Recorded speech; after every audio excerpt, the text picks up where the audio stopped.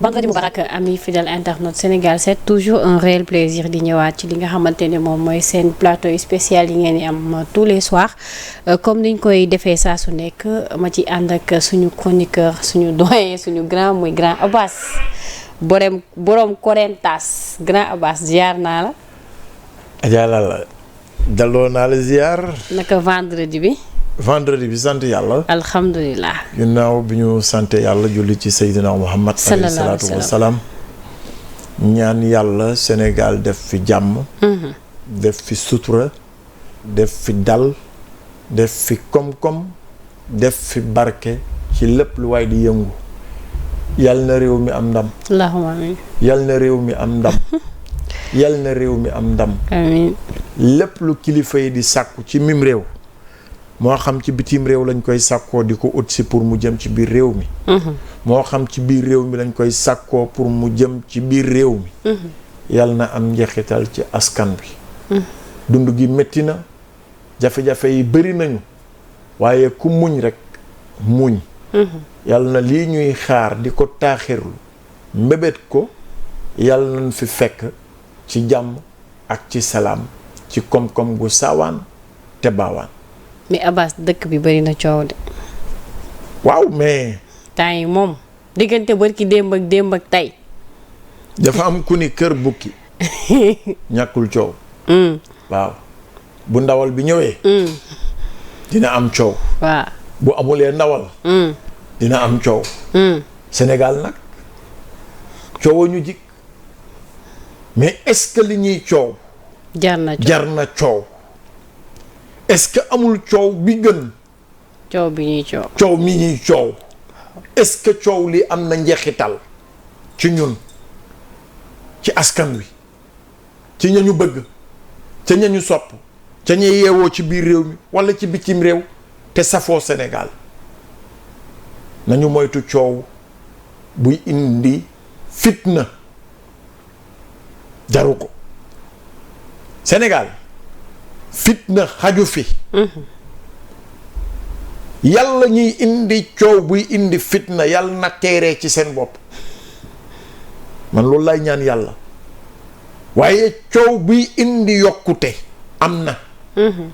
mooy nanu waxtaan sunu biir nanu diisoo sunu biir nanu xool lu ñuy yokk ñu waxtaane ko la ñuy yàqal ñu tegee ko ne leen ni tege loolu am na. tey jii mbay mi fan lañ ci toll est-ce que intrants agricoles yi egg nañu fa ñu war a egg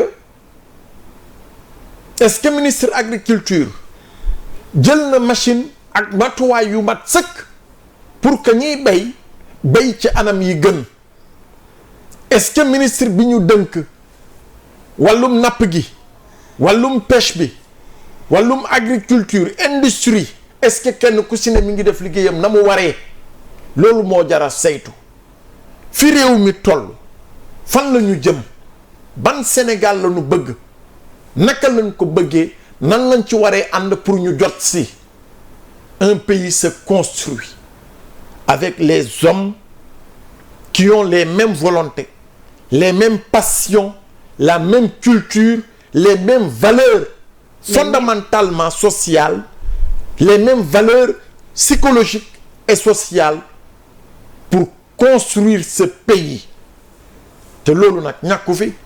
non mais grand Abbas en réalité est-ce que tamit ñoom les gouvernants amuñu ci part de responsabilité parce que la preuve démb gis nañ ne sortie bi le président du parti PASTEF def bokk na li taxaat lu soulever waat spéculation yi am parce que bu ñu taxawee ci dans le fond du discours wala ci forme bi mun nañu wax ne amul opposition amul société civile amul presse ba président de la République on a l'impression que ni wax ji da ko jël rek séddale ko il parle de tout le monde. Leur responsabilité est au premier et à la fin de la chaîne. Xam nga gérer un pays dafa mel ni caq bu ñuy tàkkal nit ci baat moom la ñuy tàkkal président Bassirou Diomaye Diakhar Faye noonu. Premier jour bi caq boobu boo xoolee y a ce que l'on appelle des maillons de la chaîne bi nii la bii day ñëw dugalante bi bele ñëw dugalante bi bii ñëw dugalante bi ba mu wër mooy les maillons de la chaîne kon ñoom seen responsabilité c'est du début jusqu'à la fin à la fin seen engagement c'est du début à la fin du quinquennat su la juróomi at yi jeexul ñoom la parce que constitution bi président Bassirou Diomaye Diakhar Faye la jox toute la responsabilité de diriger ce pays moom rek nag mënu ko il le fait et il doit le faire avec une équipe gouvernementale. L'équipe gouvernementale a été mise en place avec à la tête le président, le premier ministre autant pour moi, Ousmane Sonko, qui dirige l'action gouvernementale. Mieux, mu am ay institutions yuy accompagner ce processus pour compléter le tableau de la mayonnaise mooy poobar bi muy El Malick Ndiaye en tant que président de l'Assemblée nationale. Ce sont ces trois institutions que nous avons. Maintenant, aux alentours de ces institutions se trouvent des piliers fondamentaux. Muy le citoyen. Quelle est sa place? Quelle est sa responsabilité dans ce maillon? ñun lan mooy suñu cër? lan lañu war a def? nan lañ ko war a defee? kañ lañ ko war a def pour accompagner cette dynamique impulsée par les pouvoirs publics? fa la ñuy lajjee parfois. Maintenant li nga wax ma rejoindre la si démb ku ne jot nga sa wàll parce que dafa doxul. mais est-ce que noonu la war a waxee aussi. waxee na mu war a waxee fa mu war a waxee ci jamono ji mu war a waxee parce que dama ko déglu mu ne. waxtaan nañu waxtaanu biir néeg. te nag bul fàttee ni Ousmane Sonko est le porteur principal, l'actionnaire majoritaire du projet. loolu mooy bay way na mbuus. lu ñëpp xam la lu ñëpp nangu la. maintenant nag dafa am piège bi nekk ci suuf. muy lan. dafa am nit ñoo xamante ni Ousmane Sonko xam nañu ni mooy fusible bi mooy croix de transmission bi il faut que ñu rocci ko. est-ce que dégg nga ma. est-ce que dégg nga fi may waxee. dafa mel ni dañ ko bëgg a isoler. très bien. pour neutraliser ko ak Bassirou Diomaye Diakhar Faye. pour jot Bassirou. c'est ça le deal de tous ceux qui pensent que am nañu intelligence politique fekk te yow gis nga électricité bi soo gisee fi ñu toll nii lépp tàkk. mu leer ngay gis ñu janoo di waxtaan dañu retiré wul fusible bi. disjoncteur bi. ma ne disjoncteur boo gis dafay am fusible. waxal léegi sa technicien bi mu dem rocci fusible bi fii ne kamaj kurus lëndëm kurus lay def. loolu la ñu bëgg. Ousmane Sonko mooy fusible lu parti Pastef. mieux c'est le porteur du projet, c'est le père du projet. tey jii nag gis nañu ni y a une complicité étroite bi am ci diggante Ousmane Sonko ak Bassirou Diomaye Diakhar Faye. complicité tissée selon le discours de Diomaye en prison. ñoom ñaar ñoo waxante. kenn leen wéttali muy sunu borom subhanahu wa taala. loolu moom dégg naa Bassirou Diomaye Diakhar Faye le président de la République son excellence mu wax ko te lu dëggu la ci ñoom ñaar. nga yaakaar dinañ leen ci bay. cette dualité jamais obtenue au Sénégal. entre le président de la République et le premier ministre dinañ leen ci bay. ana Senghor ak Abdou Diouf fanu mujje lu muy la transmission du pouvoir doxoon na ci diggante Abdou Diouf ak Habib Thiam.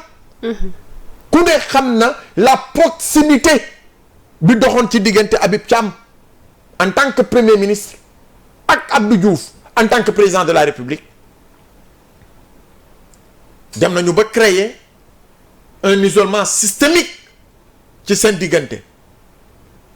ana Abdoulaye Wade ak le président Moustapha Niasse en tant que premier ministre, le premier ministre de l'alternance. dama lay nettali lu ma xam laa lay wax tey. fexe nañu ba ñu isolé leen. Abdoulaye Wade a pris sa responsabilité de nommer la première femme première ministre du Sénégal muy Mame Madior Boye. fan la ñu mujjee séparé ko ak moom ñu indi Idrissa Seck. fan la ñu mujjee monter Macky Sall contre Idrissa Seck. c'est Macky Sall qui a combattu de toutes pièces Idrissa Seck pour l'isoler dans l'appareil d'État. Abdoulaye Wade s'était senti sevré parce que Idrissa Seck était le fils spirituel. mu dem bay taggee Abdoulaye Wade ancien spermatozoïde futur cadavre ci koo xamante ni sa ascension yépp moom moo la si jàppale. li ma lay wax nii sono yaa ngi fi. ubbi leen archive yi di ngeen ko dégg. ñu dem a dem ba ci biir ils ont tout fait pour que Macky Sall se sépare de Abdoulaye Wade et ils l'ont réussi. Heureusement pour Macky Sall, très tôt il avait pris les mesures qu'il fallait pour que mu engagé wu en politique. yàlla may ko lim ko may mooy numéro 2 Sénégal bugguñu ko. mais Abbas phénomène boobu aussi est-ce que nekkul état profond moom moo doo xaar ma daaneel foral sa mbaxane wu micro bi dafa war parce que en réalité boo ko gisul garaawul yàqul wax en réalité lu tax ma wax ne est-ce que loolu état profond la wala système bi moo demee noonu. c'est le système du état d'esprit de gaañ ñi xam nañu fu ñu bëgg a jaar pour atteindre leurs objectifs xam nañ ko et surtout que pour une première dans l'histoire politique du Sénégal ñu am celui qui tient le pouvoir populaire n'est pas dans l'appareil présidentiel, c'est son dauphin. C'est comme qui dirait un commandant qui dirige un général. bàyyi xel li ma lay wax lan la rasoul bàyyi xel li ma la wax si c'est dans l'armée ma jëlal la loolu comme exemple un commandant de brigade plus fort que le général ma transcrire le ko dans le jeu politique actuel. Le premier ministre tient le pouvoir populaire entre ses mains. Président Bassirou Diomaye Faye, c'est le commandant qui dirige le Sénégal. Loolu nag il faut une intelligence, une symbiose, une coordination pour que kenn bañ a yëg boppam dans ce que tu es, dans ce que tu dois faire. Dans les deux sens. ñoom ñaar yëpp. ñoom ñett laa la bëgg a wax. du ñaar ñett lañ moom El Malick ak. C'est le président de l'Assemblée qui doit jouer aux équilibres. Dans le trio. L'intelligence de manager doit venir du président Bassirou Diomaye Diakhar Faye. moom moo war a mën a am l'intelligence de manager xoolal tout ce beau groupe qu'il a. parce que tey jii moo leen hérité. C'est lui qui a hérité du projet. C'est lui qui a bénéficié du projet. Au premier plan. Maintenant, quand le général se sent lésé par le commandement, lan lay def? Appeler les troupes à la raison. Appeler les troupes à se resserrer les rangs pour que kenn ku si nekk xam ni tu dois marcher au pas vers la direction déclinée en amont. Il y avait une vision déclinée en amont. ñoom ñëpp ñu àndoon si yaakaaroon si def ko ci xolu sénégalais yi bëgg ko travailleurs yi bëgg ko ñenn ñi engagé wu pour que ñu jox leen la majorité à l'Assemblée. ñenn ñi engagé wu pour que ñu gagner avec un pourcentage très honorable en politique. kon ñooñu réeroo waru leen. ak nu mu métti. Le général doit appeler à ce que les rangs ñu resserrer leen. Épaule contre épaule. Pour que ñu xam dans quelle direction on doit aller. Direction bi décliné nañ ko waaye nag lii c'est dans l'ordre normal des choses. mais jàpp nga ne loolu ci biti la ko war a waxee aussi. déggoo li ma la wax. maanaam li concerné peut-être li mu wax ci le président de la République. L'occasion crée le larron. sàcc. occasion moo tax mu sàcc. occasion moo koy def sàcc. dafa am une circonstance bi am mu bëggoon mettre en place seen bureau politique. N'est-ce pas? Pour que ñooñu jël seen responsabilité en matière de communication, en matière de proximité avec les militants, en matière d'orientation, en matière de formation des cadres du parti, en matière de formation des jeunes du parti ñu outiller leen parce que les enjeux sont énormes looloo waral communication bi génn loolu rek la. parce que ñëw na ci tamit cadre nu mu tuddati cadre yi nekk ci biir parti bi y avait des nee na clan yi nga xam ne moom la fiy dégg wala mu ko fiy gis ndax ñu war a tourner autour de parti bi benn nit moo ko yore. benn nit moo koy doxal benn pros moo fi am. xam nga il est très informé moom le président de PASTEF. bi tur du ma wax premier ministre. parce que démb bi mu taxawee di wax statut bi mu jël di wax c'est le président du parti li mu wax yépp c'était presque dans un cadre de discours politique. Il a reçu tellement de coups politiques qu'il en a donné dëmb ñaata ko lan lañ ko fi waxalul ñaata yoon lañ ko fi saaga ñaata yoon lañ ko fi wax lu bon ak lu ñaaw combien de fois il a reçu des coups de tous bords, venant des chroniqueurs, venant de certains organes en place, venant de la société civile, dans son propre parti, et des personnalités établies à l'étranger. Ñaata coup le recevoir? Demba, il en a donné. Il faut savoir encaisser en politique, mais il faut savoir donner des coups en politique. Il en a donné que chacun prenne li ci sa cër ak li ci sa wàll. Affaire bu noonu la. lan la mais xaaral rek. ma daaneel foofu bala ngay dugal sa mee bi.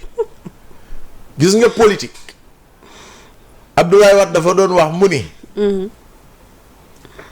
buñ la dooree kurpeñu politique kurpeñ tel nangu ko waaye nag na nga ko mën a delloo fi nga ko war a delloowee ci jamono ji nga ko war a delloowee. ak kañ nga koy delloo ak ki nga ko war a delloo ki nga ko war a delloo nit ki. il en a reçu. rétorqué na démb. mais jàppaloo ni mu waxee aussi may na occasion à l'opposition peut-être spéculation yu ñu doon def ci diggante ak président Diomaye comme quoi que ñoom ñaar dañu am problème wala dañu vers la fin comme ni ko ñu bëri di waxee alors que tey ñoom liñ jaay sénégalais yi su fekkee on ne souhaite même pas mais su fekkoonte ni loolu dafa am est-ce que politicien dina taxawati fii wax sénégalais lu mu mun a dégg. lan la man bi sama way jur bu góor doon dund dañuy am problème. sama way jur bu jigéen bi muy dund dañuy am problème. Récemment am naa problème ak sama grande sœur. C'est dans l'ordre normal des choses. bëñ bi ak làmmiñ gi ñoo bokk benn mool bu ñuy yendoo di fa fanaan waaye parfois ñu laalante. am na wala amul. ay nit yuy dund.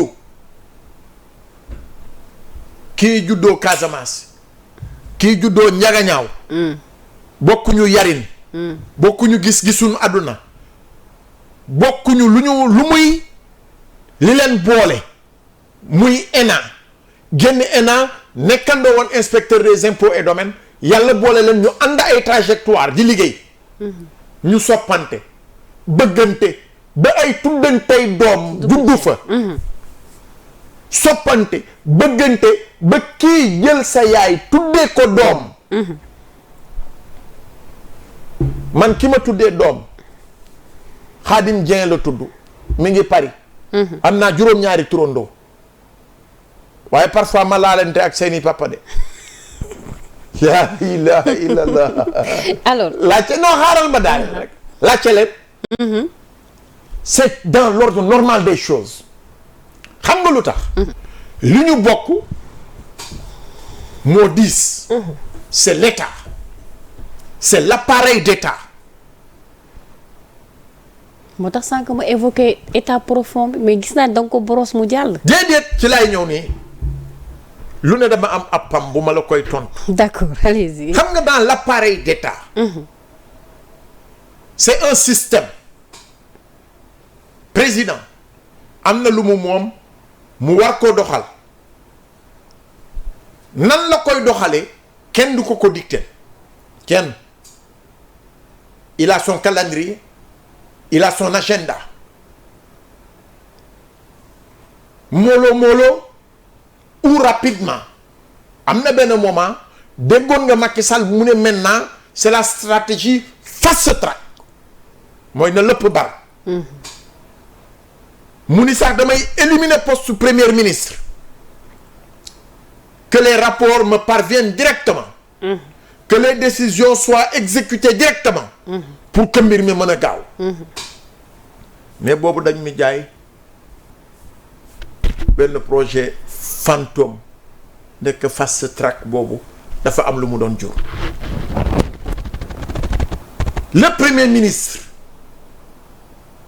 mu war a doxal l'action gouvernementale parallèlement mu am un agenda politique. deux choses Diomaye amul agenda politique parce que bokkatul Pastef. Il a démissionné de l'ensemble des instances du Pastef. bu leen ko fàtte. donc moom agenda étatique la yore. ki yore l'agenda politique c'est le premier ministre. ki yore agenda politique étatique aussi c'est le premier ministre. deux agendas. militants yi newuñu di xaar. ok dëgguloo seen jàmbat. dëgguloo seen jooy. est-ce que tey dañuy dem ci kanamu président Bassirou Diomaye Diakhar Faye di ko jooytu déedéet. celui qui reçoit les larmes des militantes et militants c'est Ousmane Sonko. celui qui reçoit la pression politique c'est Ousmane Sonko. c'est le mur des lamentations. kooku tey dafa am responsabilité triplement waxuma la doublement de triplement. État faut que ñu gaaw améliorer les conditions de vie de nos concitoyens. Premier défi te ci ça yenn li ça repose entre ses mains. deuxième défi mooy ñi àndoon ak ñun am ñu ci ñàkk seen bakkan am ñi ci laago am ay cadre am ñoo xam ne dañ leen war a former am ñoo xam ne dañ leen war a encadrer am ñoo xamante ni dañ leen war a ubbi lee buntu ñooñu ñu ngi toog di xaar depuis boobu ba léegi. troisième agenda bi c'est sa responsabilité morale du ko partager kenn c'est lui loolu cëggal guyam la bu tëddee est-ce que dina nelaw ci li koy xaar bu tëddee fan la bëgg Sénégal dem ci lum ñu jaay ci lu mu jaay sénégalais yi ñi nekk ci biir réew mi ak ñi nekk ci bitim réew ñoo ngi toog et c'est la pression boo xamante ni kenn mënu ko mesurer. il est le seul buy tëdd ba guddi xalaat ko dootuloo mën a nelaw te loolu kenn mënu ko mesurer. le président Bassirou Diomaye Diakhar Faye mi ngi dérouler agenda am maintenant nag apprécier que dafa yéex tant mieux apprécier que mi ngi doxal ni mu war a doxalee pour d'autres tant mieux mais le temps de la politique c'est des projections limitées établies et élaborées dans le temps et dans l'espace. Ziguinchor ñi ngi xaar le plan Diomaye fan lañ ci toll na bir na gaaw Kédougou mi ngi xaar Tamba ñi ngi xaar Bakel mi ngi xaar Touba mi ngi xaar Dakar mi ngi xaar toutes les régions sont à l'écoute des promesses du projet loolu waruñu see gaaw waruñu ko doxal waruñu koo baral. ça c'est dans l'espace mais dans le temps juróomi at dafa gaaw. lekka ngum nañu benn de. waaw presque ak genn wàll 16 mois. lekka ngum nañu la wax benn ak genn wàll fuñ toll nii ñenn ñi lii seen projet. mooy na mbir yi bañ a dox. loolu la ñuy mbébét xam nga dugg ci benn gaal. nga bañ gaal gi egg à bon port mooy yow ab dof nga. d'accord alors grand Abbas pour ñu daaneel ci discours bi parce que xaw nañ yàgg foofu. tellement que point yi li mu wax ci discours bi dafa bari. waaw mais dama bëgg ñu jeexalee ko ci cadre société civile bi.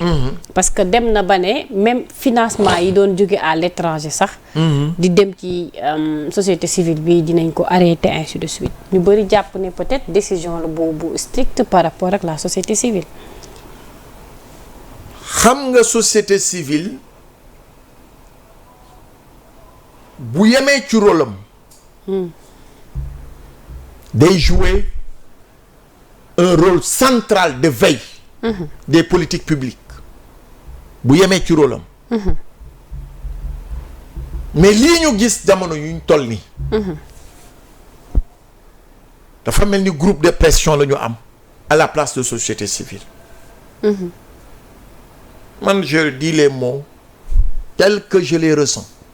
et puis ñoom sax répliqué nañ. gis nañ waaw nañu répliqué. poste bi Birahim Seck def na benn poste pour apporter réplique am. lan la wax. bon xaaral ma lire ko nee na arrêtez de prendre la société civile pour prétexte de votre impuissance et à gouverner. Elle était là avant vos cris de tribune et elle survivra à la petite loi que vous proposerez. Les Sénégalais méritent plus qu'un chef en colère, sans profondeur et sans cap. loolu laa la wax lii c'est une réponse appropriée au chef du gouvernement ou bien au président du parti qui a gagné la confiance populaire. xam nga Sénégal dafa di pays bu xaw a difficile et je reprends les propos du président Abdou Diouf dans ses mémoires, je le cite. mu ni diriger un pays comme le Sénégal me paraît plus difficile que diriger un pays comme l'Iran et l'Irak en pleine guerre froide. Fin de citation. est-ce que yaa ngi dégg wax ci. te ñooñu ñu ngi ci guerre. waaw Sénégal enjeu d'intérêt yi ñoo bëri alors que benn intérêt la ñu mën a am mooy comment faire marcher ce pays-là dans l'intérêt général mais daayira bi intérêt wu daayiraam kese lay xool dégg nga ma de. parti politique bi nekk au pouvoir. intérêt wu parti wam kese lay xool pour mu doxal ko ñi nekk opposition nan la ñuy fexee ba faagaagal parti au pouvoir ba du mën a réaliser dara ci la ñuy xëy ci la ñuy yendu ci la ñuy añ ci la ñuy reer ci la ñuy ndékki. mu am nag yeneen groupe de pression yoo xamante ni seen intérêt communautaire moo leen intéressé. sama chapelle kenn bu mu ko laal samay intérêt kenn bu mu ko laal lu tax ba duñu saytu fa la ñuy jëlee seen xaalis. Il y a certains pays qui sont tombés dans la guerre civile à cause de leur soi-disant société civile. Les soi-disant laa la wax. kon nag su président Ousmane Sonko taxawee en tant que président du parti mu ni day càmbar loolu il en a le plein droit. Qui te finance te dicte sa loi. jamonoy Macky Sall déggloo woon les financements occultes waaw wala déet. lan mooy financement occulte.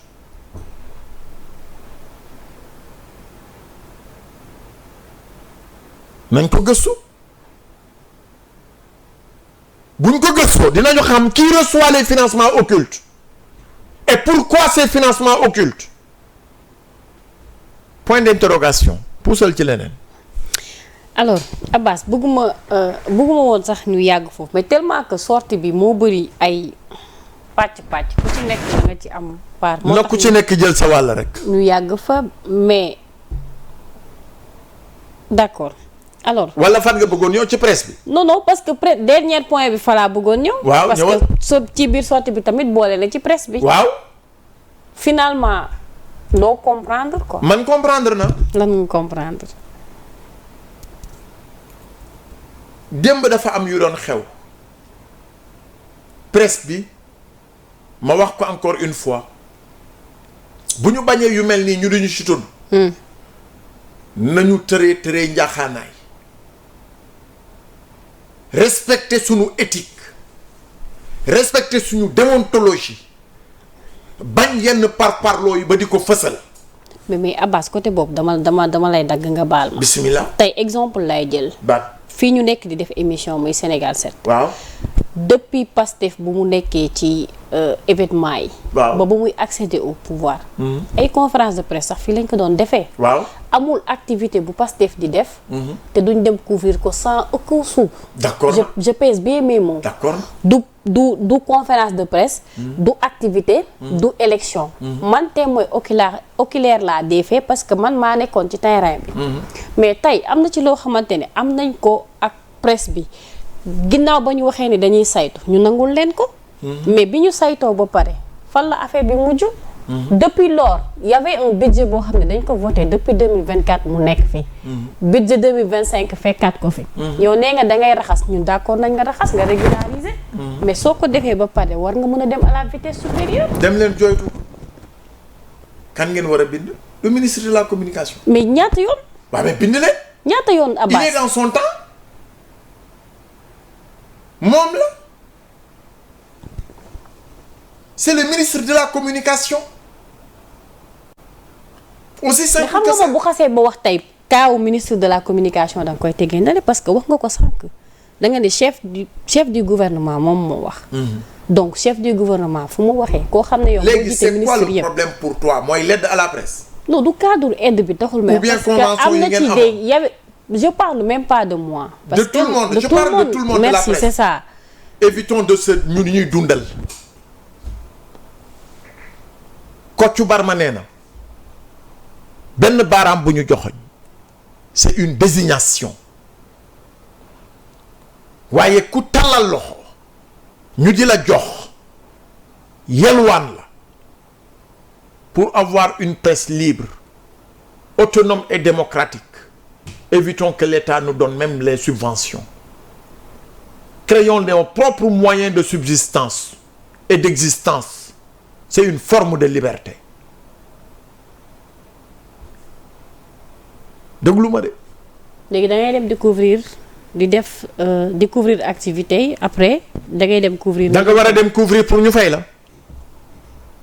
mais am na commercial. je me le refuse. am na commercial. bu commercial yi nañ ko fay.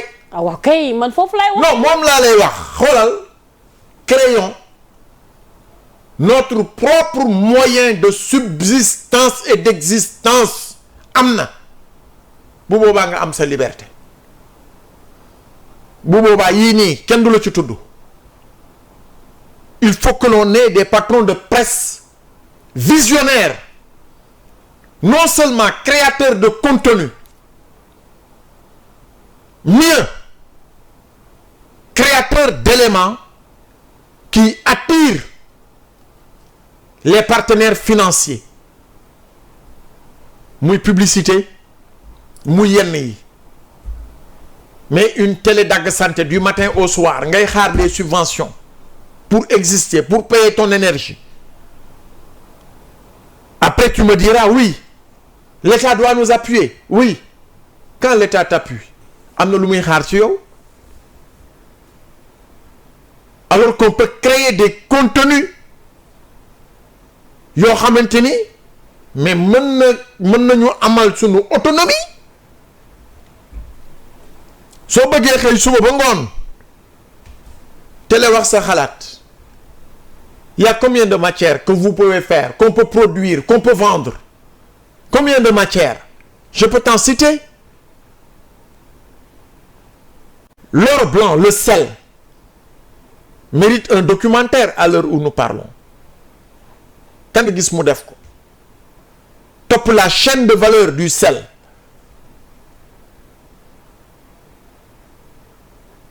la mangrove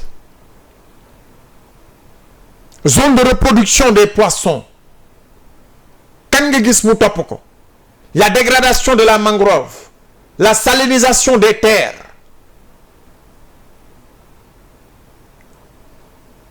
le conflit actuellement bi am au Mali récemment Gao récemment Kidal récemment à la frontière à Kidira kan nga gis mu wax ko ci suñu chaîne la chaîne de sécurité ban grand reporter nga gis mu oser faire comme Amadou Mbaye Loum paix à son âme qui le faisait si bien très bien nañu liggéey. d'accord. nañu liggéey ku bëgg am sa autonomie ba buñ lay woo duñ la naan ay aide à la presse mooy lan nañ ko dissoudre. Pourquoi aide à la presse? Créons des groupes forts. Créons une presse forte, une presse libre, une presse démocratique, une presse transparente, avec des reporters qualifiés, formés et bien encadrés. Ñu jël seen responsabilité xam ni que ni on doit ensemble construire ce pays. Mais dagg santé du matin au soir diw wax na ma diw, la presse a dépassé ce caractère toog di wax ci diw ba kooku fu mu toog day ticholi ba dee. nañu liggéey. d'accord Abass alors. d'accord nga ak man wala d'accord loo ak man. sa pensée la dama la koy nangul. Baax na je suis pas en phase avec vous mais. D'accord. L'invité est roi. Déedéet man je ne suis pas roi. D'accord. Je dis que la presse doit prendre toute sa responsabilité pour créer les moyens de son existence dans le travail. Il y a des productions yoo xamante ni bu ñu ko defoon tey on peut vendre ça. D'accord alors. Et ça coûte des millions.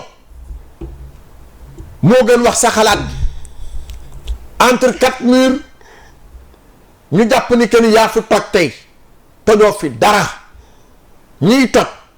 Ce sont les grandes chaînes de production. D'accord. nañu dem vers ça. Produire des contenus qui montrent que Sénégal mi ngi dem, que Sénégal lii moo fi am boo demee jaay ko yenn agence yi quand c'est bien fait dinañ ko jënd. D'accord. ASPT mi ngi fii demal tourner sur le parc Niokolo-Koba, un film jamais réalisé au Sénégal nga ànd ak les gardes nga wane le parc, le charme du Sénégal, nga dem dans les chutes de Dindéferlo. Abass foofu yëpp dem naa fa. Les mégalithes. ma ne la foofu yëpp wër na. ma ne dem nga fa. wante jaayuloo produit. D'accord waaw ba tey d'accord. jaay ko. jaay ko avec de beaux plateaux. D'accord. D'accord alors. nga décentraliser sa antenne. dem dans les îles du Saloum pour un séjour paradisiaque. ay affaire vacances.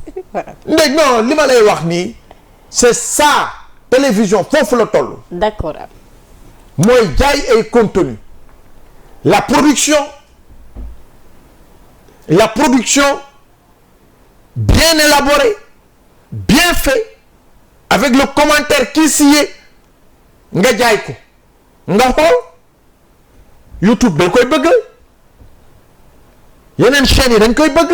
maa ngi nuyu Grand Bissane mi ngi ciy def yu am solo Sénégal 7. ah ben mais ak ñeneen. yu jógee à l'étranger ñëw di jël suñu potentiel di ko jaayi ji à l'étranger te ñun amuñu ci dara. bàyyil yooyu tam li ma lay wax nii. alors man su ma yàlla dimbali woon mu jox ma un peu de moyen.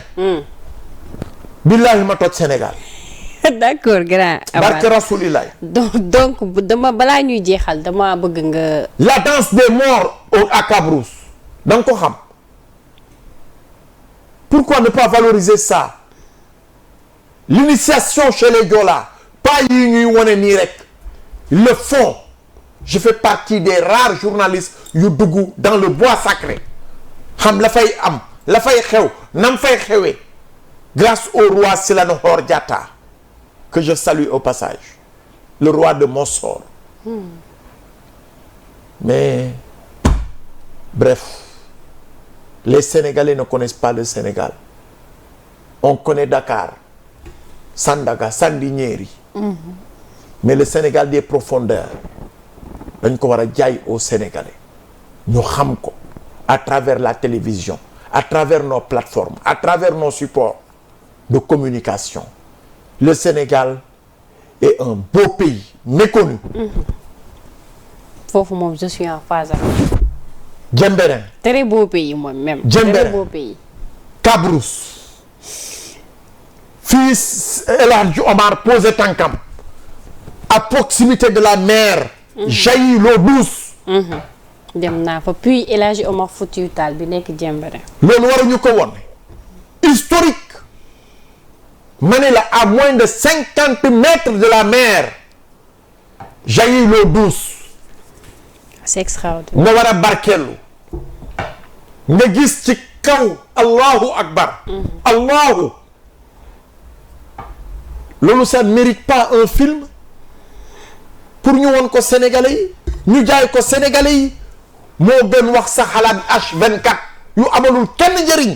ak ay saaga yu amalul kenn njëriñ sur les plateaux. jaajëf grand Abbas donc fi ñuy jeexalee rek faw ñu dem cybersécurité parce que am na rebondissement bu fa amaat tey muy convocation bi doxoon diggante Amadou Ba ak ki nga xamante ne moom mooy Badara Gadiaga nekk fële ca TFM donc ñu placé ko woon position garde à vue tey jël nañu dossier bi envoyé ko instruction par le doyen des juges donc lundi lay dem tribunal. nga baal ma je veux respecter mon serment. tur boobu nee naa la duma ci mës a wax.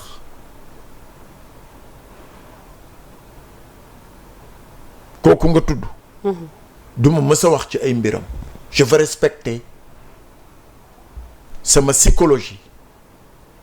parce que pour man suma doom bi toog am entrée en sixième moom ma di ko féliciter am certificat wam ma di ko féliciter. di ko ñaanal yàlla. mu bakk bokk parmi les plus grands intellectuels qui vont servir le monde. amul lu mu jàngee ci kooku man awma lu ma wax ci kooku. très sincèrement. su ma jógee nii ci plateau bi su ma eggee day décrypter ak man loolu lay xaar ci ñuy toog ci plateau télé yi ñu xam ne njaboot gaa ngi ñuy seetaan njaboot jaa ngi ñuy bàyyi xel njaboot jaa ngi ñuy déglu ñu war a jàngatee dara ci ñun parfois bu ne ma papa mais tu es très chaud ma ne ko j'ai le sang casamançais quand je parle parfois tu as l'impression que je bouillonne mais en réalité c'est que je parle avec le cœur je parle avec engagement mu ne ma mais diminue parfois moi-même j'ai l'impression que ma ne ko oui tu as raison papa mais comprends que voilà li ñu ñuy jàngat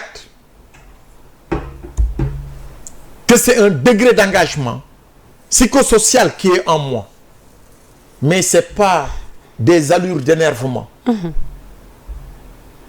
donc man ne serait-ce que pour mon serment psychologique je préfère ne pas en parler que justice soit faite que justice soit rendue s'il a fauté qu'il soit sanctionné à la hauteur de ses fautes s'il n'a pas fauté qu'il retrouve la liberté mais lu des ci loxoy justice la nekk et j'ai foi et je crois à la justice sénégalaise moo tax kooku moom bugguma commenter d'accord alors ñu ngi xaar aussi publication rapport trimestriel d'exécution budgétaire bi parce que war na génn ci juillet bi de waaw loolu c'est on attend ça parce que comme dañoo joxe le slogan jubal jubanti jubal ak jubbanti boo jubee lu ne appam da nga ko koy jox et puis respecter timing bi quoi waa di respecter timing bi yaa ni ñetti weer yu ne di nga ko joxe bu ñetti weer bi jotee bul xaar ñu laaj la ko waaw comme bii passé niñ leen ci doon toppee di ko laaj ministre bi parce que janvier ministre des finances léegi avril mai juin donc juillet dafa war a génn na génn juillet waaw ñu ngi juillet de tey la na génn ma ne na génn dafa amatul lay li nga digaale la li nga dige la te léegi les Sénégalais sont regardants ils sont très exigeants envers nous-mêmes mais nañu exigeants tamit envers nous les Sénégalais nañuy xoolante dëgg di waxante dëgg. yu ci bëri ñu ngi koy def defuwul. ok l'exigence commence par soi. de respecter tes devoirs avant de réclamer tes droits. suñuy devoir nañ ko def sàmmonte ak set ku nu fekk nga jël mbalit di ko sotti ci nawet gi nañ la jàpp duma la ba nga nooy. jaajëf grand Abbas. nay set nay baax ku nu fekk nga jël xeer di ko dugal ci rigor caniveau yi pour inondation yi nañ la jàpp lappi la ba nga nooy. c'est ça l'exigence. d'accord c'est ça l'hygiène. en tout cas merci beaucoup amoon naa plaisir dalal la xam naa ba ñu tàggatoo ba dimanche waaw. grand Abbas def nañ émission 1 heure ngeen di ndax dafa jeex. ah oui. dañoo yàgg ci coowal Sonko bi. waaw ba tey baax na est-ce que moom bi coowoo ko jig sax doo yaakaar coowoo ko jig. mais parfois nay bàyyi mu sedd. pour la. laa illaa léegi ñu suul ko. léegi kay ñu tàgge ko léegi moo njaboote nag. waaye ma ni boo njabootee da ngay wax ak sa njaboot. waaw mais avec la manière. ma ni dafa am 1000 manières booy wax ak sa njaboot lu muy wax leen dëgg. wax leen fulla wax leen fayda. amul 1000 manières nañu boy bu nit ki waxee lan lay li ñu di ko dëkkuloo di ko naan nii naa ñooñu lay wax nii naa. yàkkamtuwuñu lu muy fi daaw la. ma bàyyi la nga tàggatoo. ñun ba dimanche incha allah di ngay ñëw bonsoir. di nuyu waa Sénégal yëpp. waa Korentas. di ziar xaar ma rek fa lay mujjee man Sénégal laay commencé dem Afrique. ne les Africains. L'heure de l'Afrique a sonné. Aujourd'hui, le moment est venu pour que les Africains parlent le même langage. Le moment est venu pour que les Africains fassent leur introspection pour effacer à jamais les moments les plus difficiles de notre histoire. Travaillons pour l'Afrique. Merci beaucoup. Œuvrons parce que les Africains en ont besoin. Militons ensemble en faveur de la paix.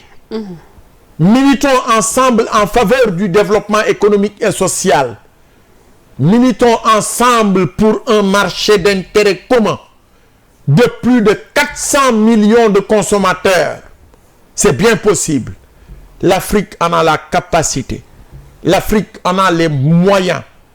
Et les moyens pour développer ce pays se reposent maintenant entre nos frêles jeunes épaules. Que l'Afrique soit bénie. Merci. Que la paix soit avec nous.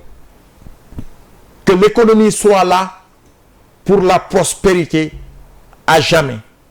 Construisons ce continent qui nous est si cher.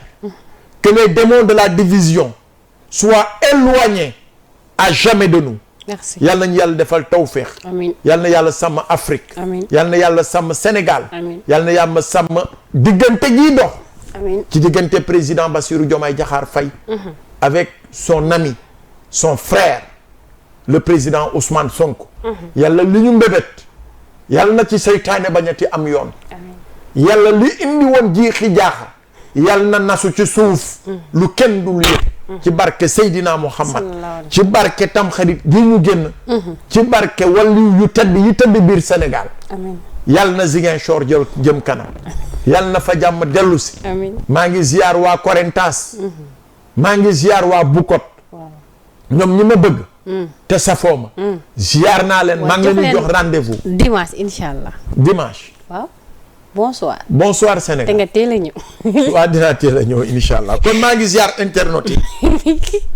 les amis les gars maa ngi leen di big up. waaw soxna lan la. jaajëf. big up naa la. merci beaucoup alors ni lay demee saa su nekk sur Sénégal 7 restez connecté mention spéciale à la régie Yankoba le grand technicien réalisateur bu mag boobu maa ngi koy nuyu di ko ziar baax a baax di la jaajëfal ci liggéey bi ci xarala bi Malick aussi di ko jaajëfal ci coordination bi Junior d'ici là portez-vous bien à très bientôt jërë ngeen jëf.